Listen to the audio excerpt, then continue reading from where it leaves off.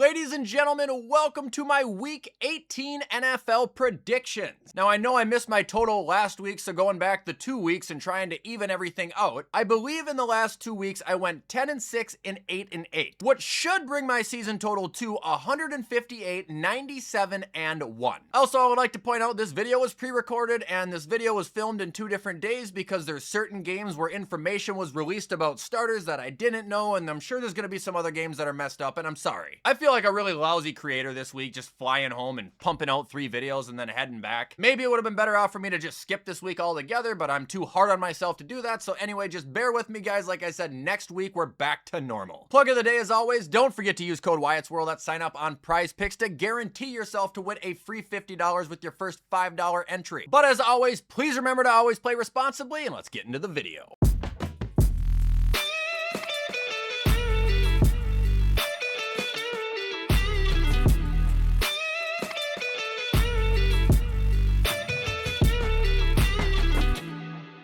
Okay, so starting off with Saturday, game 1, we have the Panthers at the Bucks. I feel like this is the opening match to like a WrestleMania card or something. You know, the last weekend in the NFL, the big send-off. And they're gonna give us one of the best matches of them all right here. How much you wanna bet they tie? I bet you anything they fucking tie. If I really have to pick a winner, I'm gonna probably take Carolina here. I know you guys burned me last week, but Tampa Bay, in my opinion, has been playing like garbage. Granted, they had some good offense last week, but they lost to the fucking Dolphins. This is gonna be a game where Bryce Young's back's against the wall, and that's when he plays at his absolute peak. I think not only are the Panthers going to win this game, but they will win the division and walk out ahead 28-24.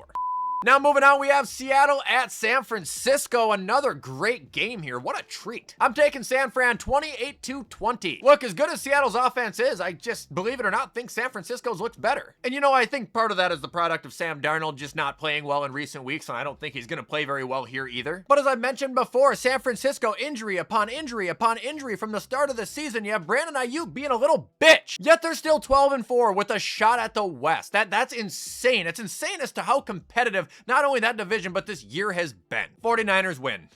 Now we've got the Saints at the Falcons. Fuck it, it's last week. Give me the Saints. I think they win this game 20-17. I think Schluck is just getting more comfortable. He's just going to continue to let it fly. You got Olave and Juwan Johnson that have been dynamite all year. And then you've got the Falcons, who sometimes show up as a football team and sometimes show up as like they're part of the Boys and Girls Club or something. Again, the game versus the Rams has not happened yet at the time of this recording because this is a pre-record, but even if the Falcons beat the Rams 46-0, I would not be convinced in the slightest that they're just gonna walk in and beat the Saints, because they're not.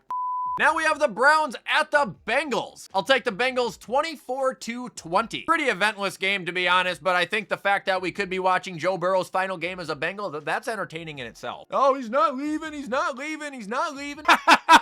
Get ready to say skull, motherfuckers. He's leaving. Let a man dream, come on. Also, Myles Garrett's gonna have one more chance to break the sack record here. You gotta believe that is the Bengals' main priority at this point. Nobody wants to be the team that the record gets broken against, especially not a division rival. Do I think Myles Garrett will do it? Yes.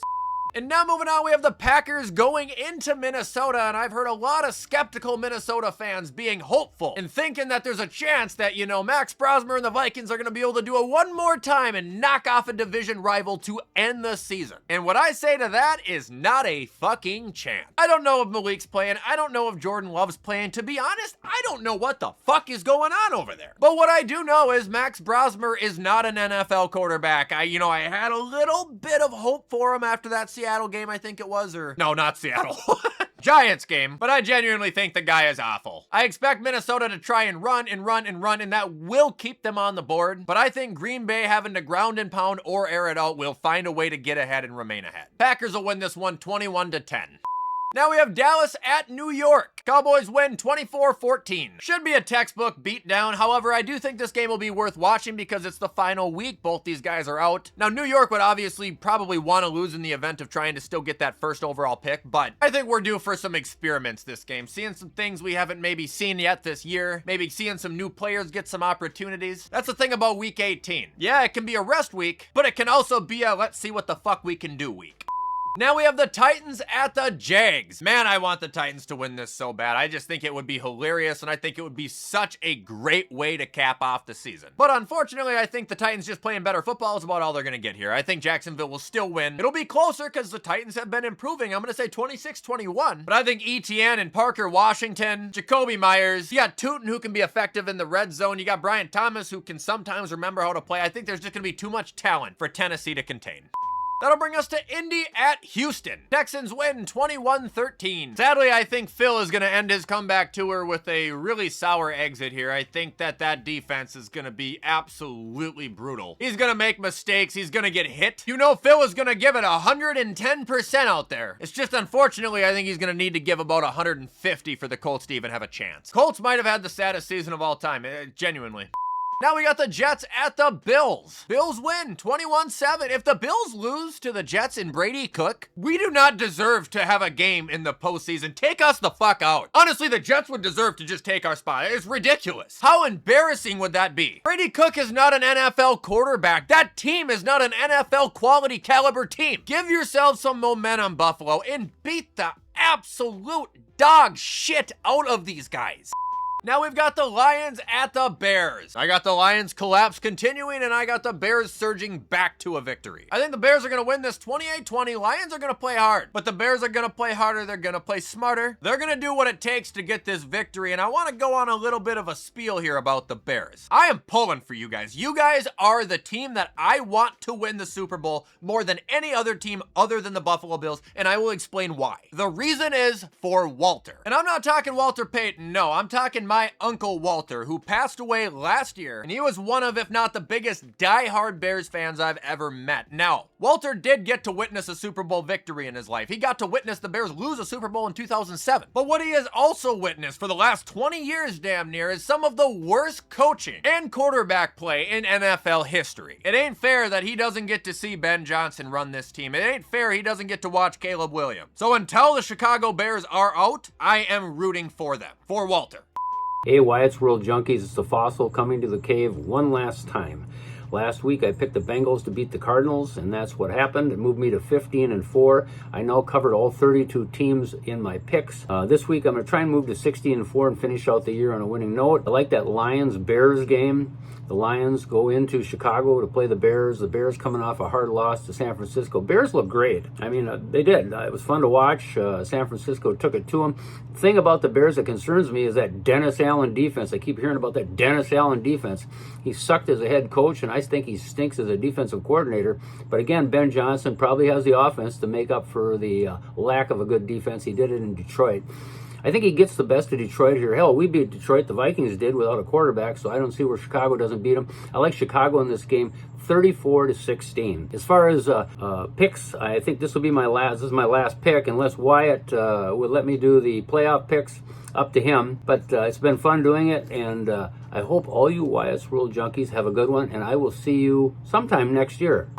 Okay, so now we're moving on to the one that I had to redo, and that was the Broncos at the Chargers, because right after I got done making it, it was revealed that the Broncos are resting people, and the Chargers are also not going to play Justin Herbert. So really, the fact that I'm redoing this part to talk about a game that's going to be fucking garbage is quite astounding, if I'm being honest. And if I have to pick a winner here, I'm going to go with Denver, because I refuse to believe that Trey Lance would even be able to beat Denver's B squad. Ponies are going to win 21-10, and this game did make me look into New England, who as of now is still expected to play their starters just like Buffalo. That'll bring us to Kansas City at Vegas. I will take Kansas City to win 10-0 maybe. They suck. They're really, really bad. But the Raiders do not want to win this game. They want the #1 pick. Don't fuck this up. I could honestly see Geno Smith snapping the ball, turning around, and throwing the ball behind him 60 yards intentionally. They will do literally whatever it takes to not win this game. Travis Kelce, you're going to end your career with the win. Congratulations. That'll bring us to Arizona at the Rams. Rams kicked their ass 40-20. Have you guys seen the point differential for the Cardinals? It's really, really bad. Like, I think it's over the last 8 games. Nico tweeted it. It's like 135 points. What the fuck are you doing? My math checks out, assuming that the Rams beat the Falcons on Monday. I hope so. This should be a 3-way slobber knocker between the Rams, Niners, and Seahawks. For the division title, I expect the Rams to really lay the hammer down here. Now we have the Dolphins at the Patriots, and the Patriots should be going full force here. I believe they can still get the 1 seed, and I think the Patriots are going to win this game at 30-21. Drake May's on fire. Patriots are on fire. It'll be interesting to see Quinn Ewers play because I will be watching this game. But unless Miami can, reach back into the Brady days and pull out some of that fucking black magic they had, they're not going to win this game. Not a shot in hell. The only way I would believe Miami would have a chance to win this game is if I just got a notification on my phone now saying they just picked up Kenyon Drake. He's the only one I trust. Now we have Washington at Philly, where I'm expecting Philly to go full force here, and I'm expecting Philly to crush them 27-10. Honestly, I'm just curious about the aftermath from Washington. What's going to happen here? Are we going to see some new coaching moves? I don't know. I feel like Dan Quinn has an argument to be safe, but there's also a big argument to get his ass out of there. He hasn't done a bad job, but I do feel that he's much like, I would say, Pete Carroll in the sense, or Mike Tomlin in the sense that he's outdated, but they're not going to get rid of him.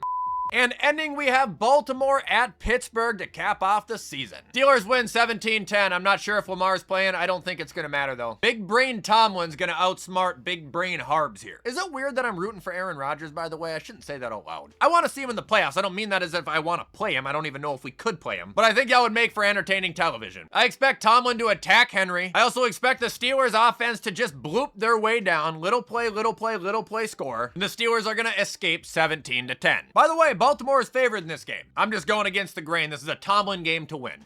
And that is going to do it, ladies and gentlemen, for my Week 18 NFL predictions. Obviously, next week I'm going to start predicting the playoffs, but that's it for regular season, man. That flew by, didn't it? Anyway, not sure if there will be another video this week, but please show support to this one if you enjoyed it, because I appreciate any and all help. Hope everybody has a safe new year, and also, I will see you next year as well.